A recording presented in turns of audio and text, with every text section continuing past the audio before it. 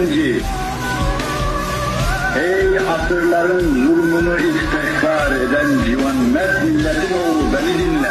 Senin tarihin harbi arası kesilmeyen kahramanlık menkıbeleri